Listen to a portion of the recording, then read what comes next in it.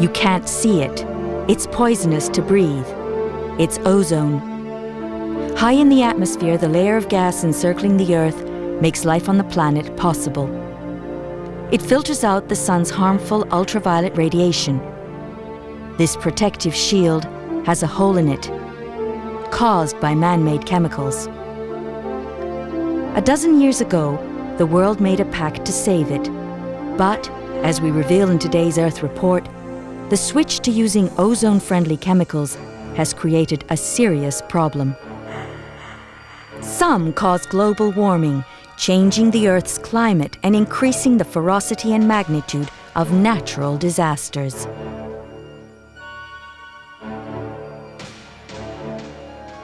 I come from the area in the world where ozone depletion, people have the depletion of the ozone layer has the most effect on people. We have the greatest skin cancer rate in the world, and it's something like 10 people in every 1,000 people contract skin cancer. The hole in the ozone layer has grown. It's now 27.5 million square kilometers, bigger than the United States and Europe combined. Increased ultraviolet radiation reaching the Earth's surface damages the food chain, causes a growing number of eye cataracts, increases skin cancer, and weakens immune systems. It's a big hole. If we do not resolve that hole, we will suffer further and further problems of health problems, people problems, and problems from the radiation that comes through that atmosphere. In 1987, the signatories to the Montreal Protocol agreed and then ratified the phase-out of ozone-depleting substances. Developed countries had until 1996 to stop using the culprit chemicals, chiefly CFCs and halons. Developing countries had to cut down and then stop using them altogether by 2010. The policymakers were brought to the table, and the decisions were made to develop some kind of a binding cooperation, and then the progress was made to ensure that commitments are met, commitments are maintained. And this has been a really, as has been said, is an extraordinary story, a sort of a quiet revolution that has taken place in the 20th century. The global aerosol industry was built on the back of the spray qualities of CFCs. So for the Montreal Protocol to succeed on an international scale, rich and poor countries alike needed commercial alternatives to CFCs. The industry knew what was coming. A decade before the discovery of the hole, scientific evidence linking the chlorine from CFCs to ozone damage was published. This had a very big effect worldwide on the aerosol business, because even though it was not known at that time whether this theory was correct or not, governments began to talk in terms of bans and so on. The industry had set about developing alternatives to CFCs, including hydrocarbons. Hydrocarbons produce spray qualities similar to CFCs. They're also stable and non-toxic. But they have one big drawback. They're highly flammable.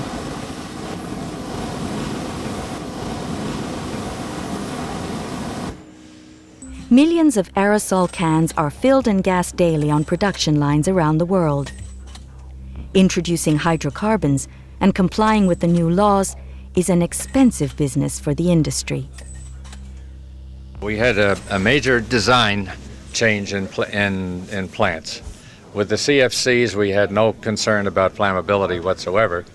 But with the hydrocarbons, we had to develop special gassing rooms, special tank farms. We had to make them explosion-proof. We had to make our rooms highly ventilated and put in all sorts of sophisticated equipment in order to absolutely prevent explosions or burns or things of that sort from affecting our plants and particularly our people. Russia is responsible for more than 10% of global production of CFCs and other ozone-depleting substances. It has 7 production facilities which manufacture these chemicals. CFCs are in widespread use. Here, for example, They're used as a blowing agent in the manufacture of foam insulation products.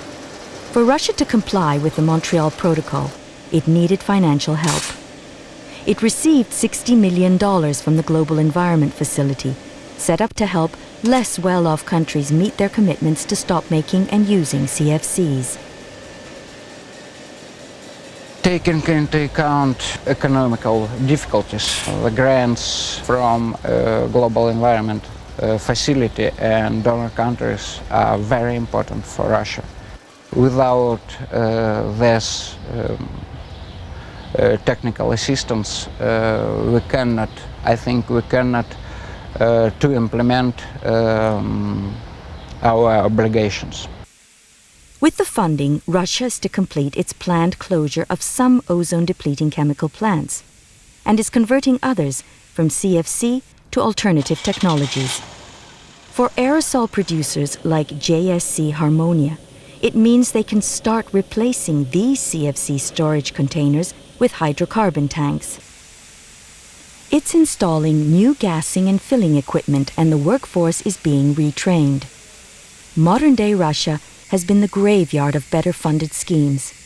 But in theory, it's on course to eliminate production of ozone-depleting chemicals by mid-2000. This process is very important from economical sense. Russian enterprises want to be real partners, want to be real participants at the world market. It's impossible to do it if Russian enterprises will be not following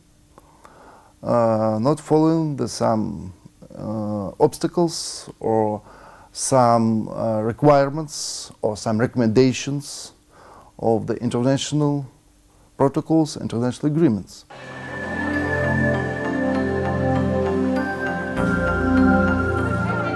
China is the most important developing country to ratify the Montreal Protocol.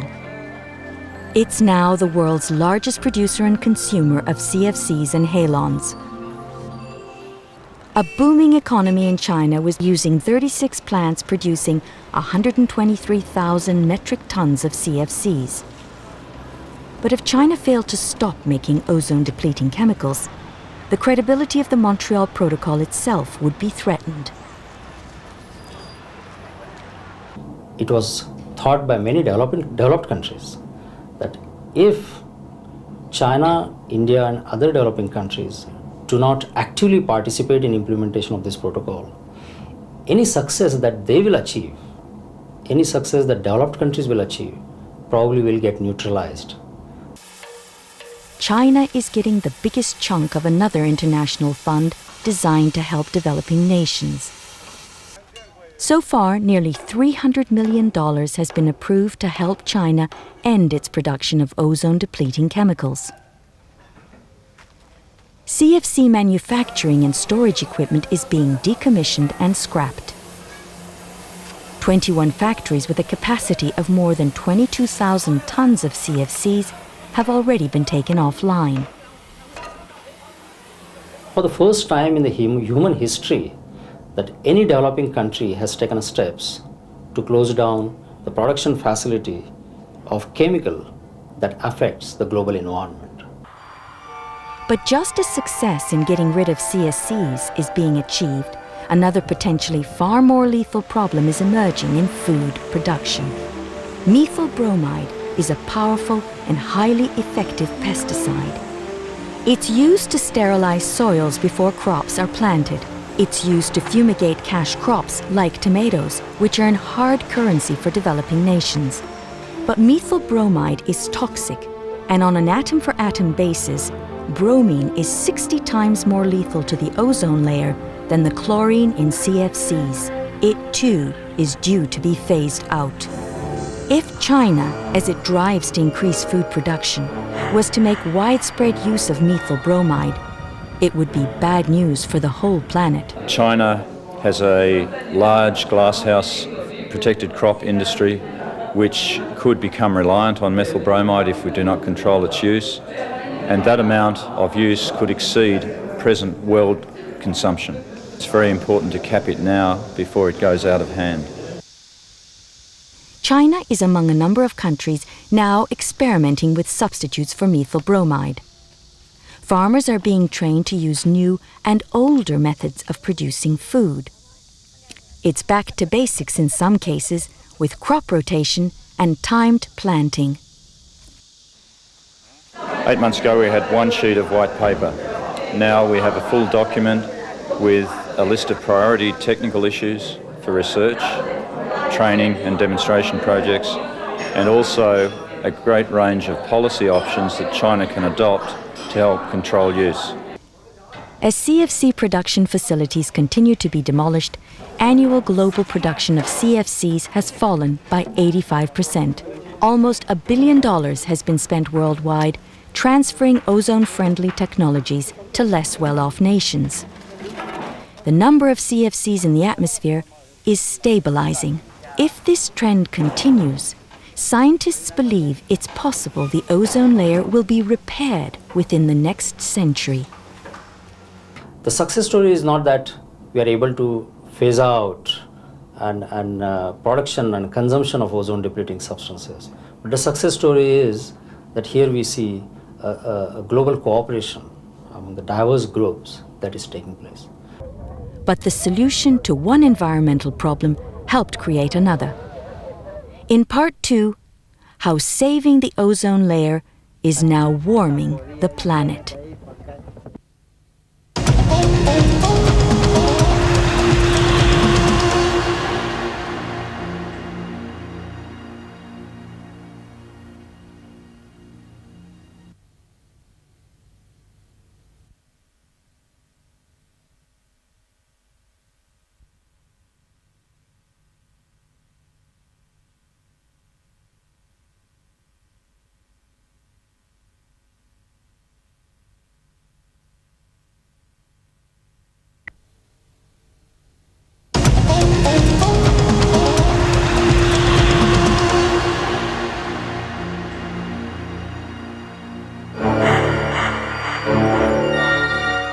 The Earth's environmental problems such as ozone depletion and global warming are closely linked. The solution to one problem can easily have an effect on the other. We really must be aware time is running and the risk of global warming are enormous, especially also for developing countries, for the poorest of the poor. We must do more as we did it until now, and we have to do it now. The increasing ferocity and scale of flooding and the magnitude of storms in recent years have been linked to climate change. Global economic losses for the decade 1986 to 1995 were 8 times higher than in the 1960s. 3 million people died as a result of natural disasters such as mudslides in the last 3 decades. Many scientists agree that the unchecked buildup of the so-called greenhouse gases will raise global temperatures by between 1 and 3.5 degrees over the next century. Climate change is going to affect us all. I think that people haven't realized how close to home the global warming problem really is. It's been the warmest century ever. 1998 was the warmest year on record, and the warming is happening faster than people really expected. So this is something that really will hit home to people all around the world. It'll be affecting them in their everyday lives, but we have to explain more how that's going to happen. Greenhouse gases trap heat near the Earth's surface, so less heat can escape upwards into the damaged ozone layer, and that's a disaster. Ozone needs heat to regenerate itself. Without it, the repair to the ozone hole brought about by the phase-out of ozone-depleting chemicals could be jeopardized, which is why curbing greenhouse gases has to go hand in hand with getting rid of CFCs. A decade after Montreal, in Kyoto, governments agreed but didn't ratify measures to tackle global warming. At best, the agreed targets for reducing greenhouse gas emissions like carbon dioxide will only slow down the increase in their use. Meanwhile, nitrogen emissions from the increasing use of fertilizers on crops are adding to the greenhouse effect. It gets worse. Hydrofluorocarbons, or HFCs, were initially welcomed as an ozone-friendly replacement to CFCs. But it was quickly found that they too are powerful greenhouse gases. One, innocuously labeled 134A, is 1,600 times more potent as a global warming gas than carbon dioxide. Greenhouse gas emissions need to be reduced by 60 to 80% over the next 100 years, since even in the lowest scenario, HFCs would account for about a third of the remaining allowed emissions. There is great demand and urgent demand for intensified efforts to limit and reduce the emissions of HFCs. If these emissions are allowed to go unconstrained, then they could undermine the whole intent of the Kyoto Protocol, particularly if the applications of these chemicals extend to developing countries on a large scale. The problems caused by HFCs and 134A were only recently discovered. In 1997, the new Hong Kong airport was opened, priding itself on its modern design and technical specification. But they installed air conditioning run on 134A with its powerful global warming impact. The refrigerant being used in our installation plant is the R134A. We actually use the fluorocarbon system rather than the ammonia-based air conditioning system. During the design stage, there's no ammonia system of the size of the chillers we want. Of the 90,000 metric tons of 134A produced every year, half are used in air conditioning in vehicles. The irony is, they don't have to be.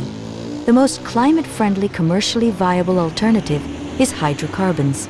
These highly purified liquefied petroleum gases are also found in cigarette lighters. But research and new technology have made them safe for use next to engines. Australians are already investing in them. We started replacing HFCs in car air conditioners in 1995. And currently we've replaced HFCs or CFCs in 300,000 vehicles in Australia. But the market for hydrocarbon refrigerants is growing at 50% per year. So we expect by the year 2010 we'll have completely replaced HFCs and CFCs in car air conditioners in Australia. For this Adelaide garage owner, it's simply a matter of hydrocarbons being cost-effective. We started using the hydrocarbons. We're quite happy with the results. Thus, when we book in a vehicle or a customer comes in, we actually inform them on which gases we have, and they can make the choice as to which one to use. Most of them, we found that they would choose the hydrocarbons basically for the simple reason that it's a lot cheaper. It's not just cars. The TransAdelaide bus company is installing a hydrocarbon-based air conditioning system for the driver's compartment of its fleet. As a result of successful trials on something like 10 buses, have implemented the installation on something like 80 of their buses, and will go through and install hydrocarbon-based products on the rest of the buses at this location. And that will probably migrate through to the rest of our fleet as well. On any rubbish tip, you find old fridges, some leaking ozone-depleting CFCs, others leaking the global warming culprits, HFCs. The latest fridges are going back to the future by using the ozone and climate-friendly hydrocarbons. Design technology in safely encasing hydrocarbons for use as a refrigerant has removed their flammability problem. The major manufacturers have started producing commercial and domestic HFC-free fridges. We've introduced this technology which has been used in our Italian plants over the last 2 years. We introduced them to the UK market because we believe now both the public and the retailers are ready to embrace this technology. Supermarkets, commercial and public buildings, and industry also use 134A. 35,000 tons globally every year in air conditioning and refrigeration. But they too are starting to switch technology on economic and environmental grounds. We thought about HFC in the first place, but then we decided not to use it due to we think it's an intermediate media which wouldn't last forever, and then we would have invested in an equipment not particularly sufficient for the future, and it would cost a lot of money just in waste. As a company, we think we are correct in aiming towards HFC-free. The global warming potential of HFCs are very high. We put 3.8 billion yen into anti-HFC measures and energy efficiency measures in the Nagoya plant. As a company, we will save 4,000 million yen per year, so the investment will pay itself off within 10 years. At the end of the day, the more money you invest at the very beginning, you get it back afterwards. And this is let's say this is a kind of thinking we bankers have, and we also can apply it to our environmental investments. So we are very happy. The banker is happy and the citizen is happy. The ozone crisis was tackled by a signed, ratified, and funded protocol. Its relative success in phasing out ozone-depleting substances is down to global cooperation and a strict and implemented phase-out timetable. The HFC and global warming issue doesn't yet have that foundation. With climate change now upon us, many believe that it is too important just to be left to market forces. Well, the first thing is that applications which release HFCs to the atmosphere should be banned. And secondly, there should be an eco-tax introduced for remaining HFC uses. In addition to that, a phase-out plan is needed globally for these chemicals. We must be fair to the very large numbers of people who use these products. And that's why I want the decision to be made now and not put off. Because if we put it off, what is going to happen is that governments will suddenly say, my goodness, we can't handle this. The climate change is really being affected by this. We're going to have to stop it. And then they will stop it in a time scale which is way out with the ability of the industry and the customers to cope with.